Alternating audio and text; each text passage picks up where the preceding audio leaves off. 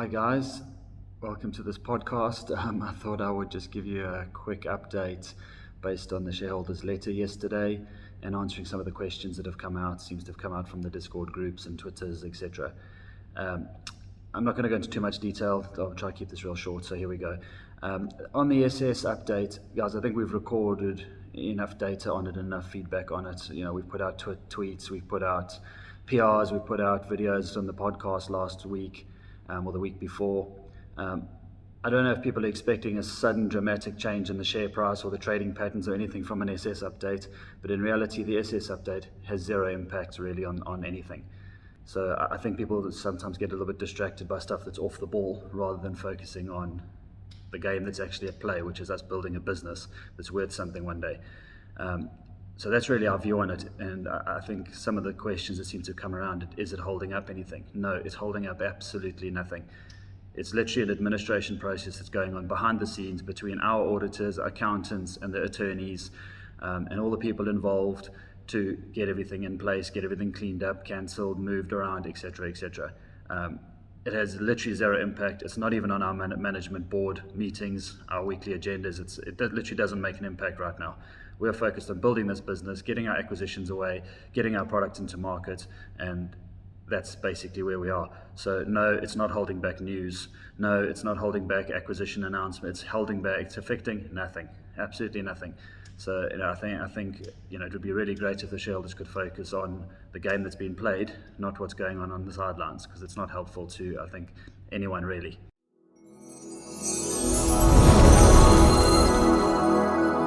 So just to answer a few questions that have come in regarding the court action, it's a legal process, so of course we don't know exactly how long it will take.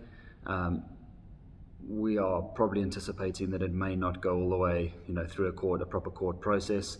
The shares were issued unjustly. They should never have been issued in the first place. However, they were, and there's no paperwork to back it up because the deal's never completed. So therefore, they need to be cancelled, and of course, a court is going to cancel them. There's pretty much no doubt in that.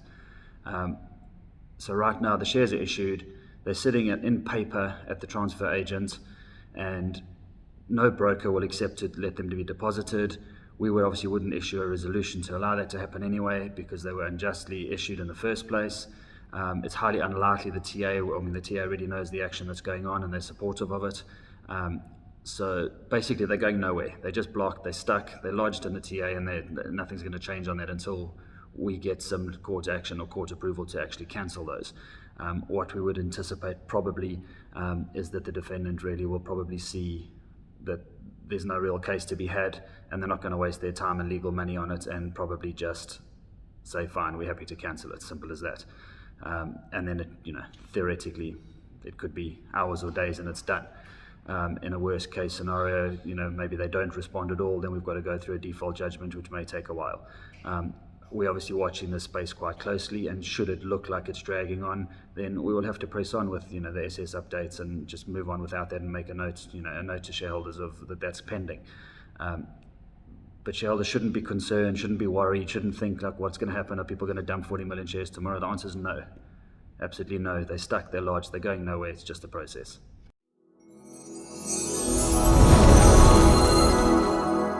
So as you know, we've got a bunch of acquisitions sort of working their way through the due diligence process. The one in Europe, we're getting really, really close. I was back there again probably a couple of weeks ago-ish.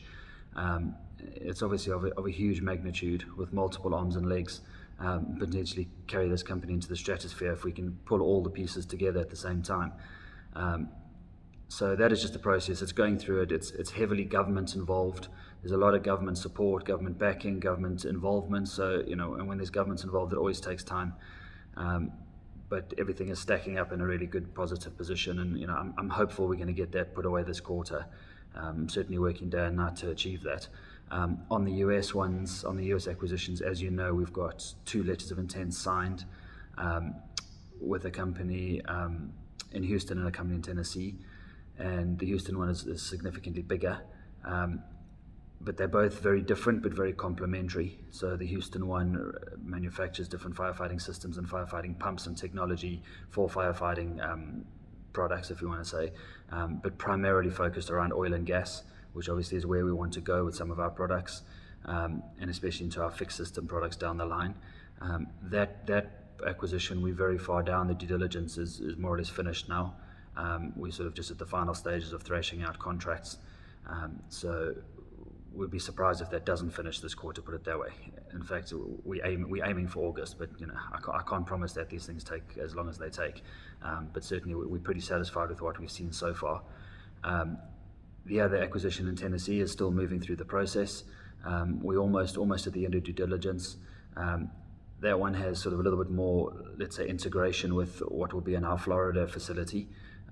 It's relatively closer, or it's much closer, should we say, and it's some of the manufacturing will be sort of a replica. So we're trying to map out what we would move from that factory to our Florida factory, what we wouldn't need to make in our Florida factory because we could make it there, which obviously impacts our, let's say, signing up to get our Florida factory up and running and invested in.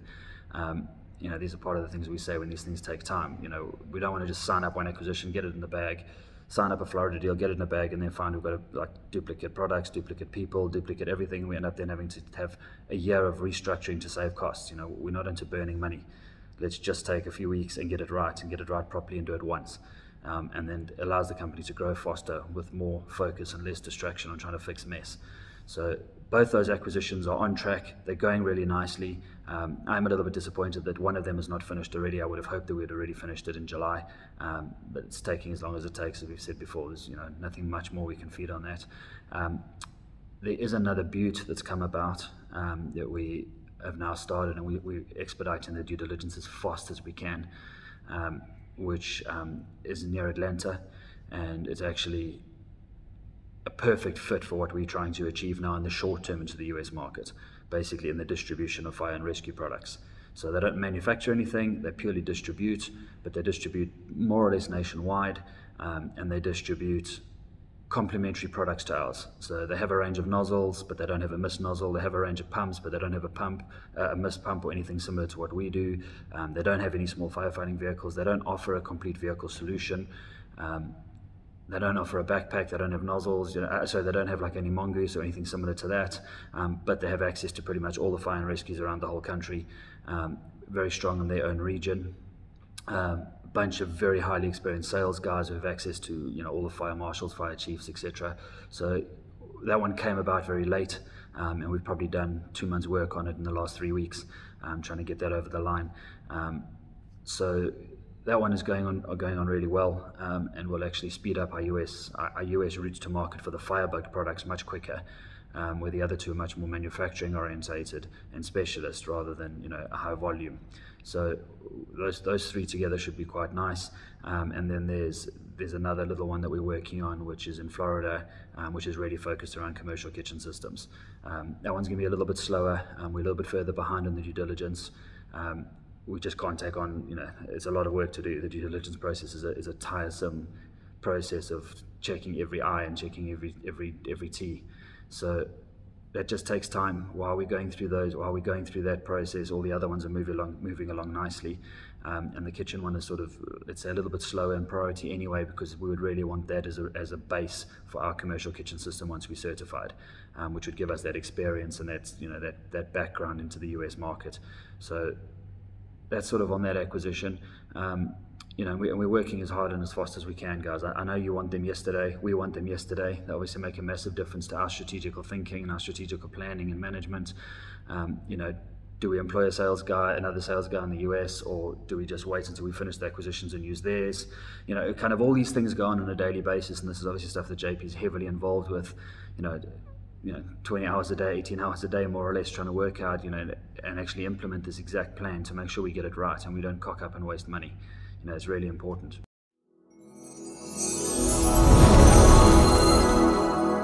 So on BCD, we reported about contracts that they've won. We probably haven't really explained to the market enough about the BCD business. It's a business that I've known for a long time. I've known their CEO and founder since probably 15 years, probably 12, 15 years, I don't know. And they grew their business quite nicely, and unfortunately the CEO had a car accident and was unable to really push the business forward. So it kind of had reached a point of stagnation for the last 3-4 years, whatever. So their licensing for civil defense, which is like the fire brigade's license, you've got to have a certain certification to be able to do installations. And it's categorized on the size of the building and the size of the risk, which really they work back down the stream as to how strong is your balance sheet to hold the cash flow, how many staff have you got, how many engineers have you got, what certifications have you got as a company, what products do you have access to, etc., etc.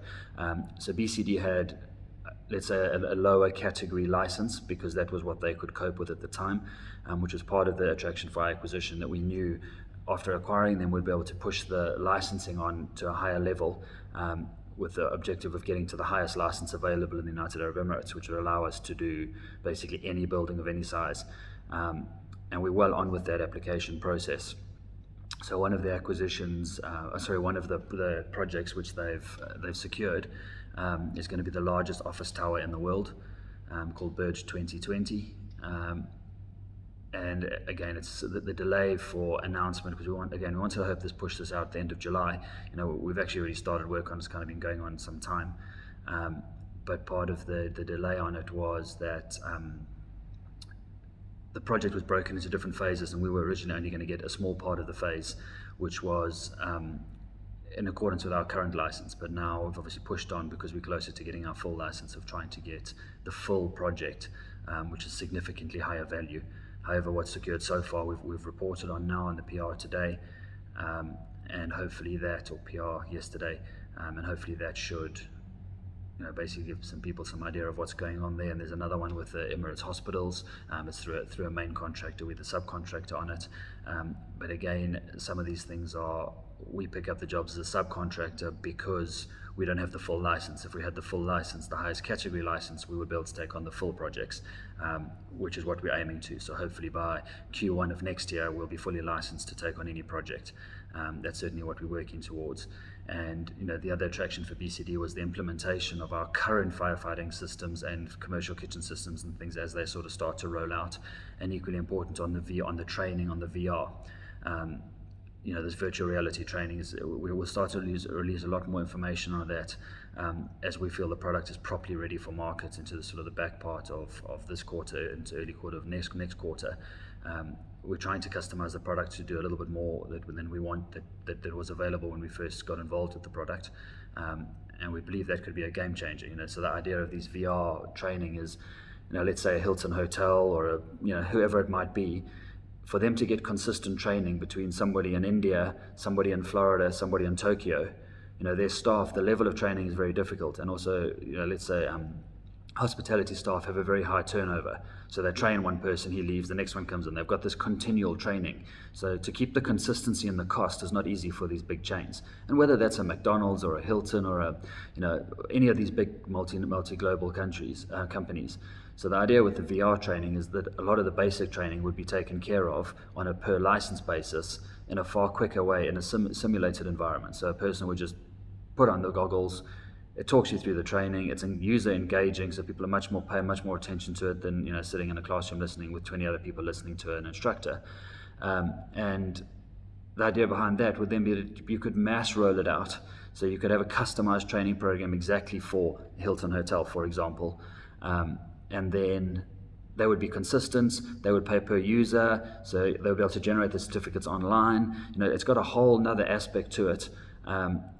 Which later, as our product sort of starts to come around, specifically for those markets, we'll be able to introduce our own products into those training modules, which naturally we think will hopefully sort of filter into their operation and their purchasing, that they might as well buy some of our product because it's already in their training, which makes a lot more sense for them. Anyway, so I was just sharing some ideas on kind of, the bigger picture on BCD.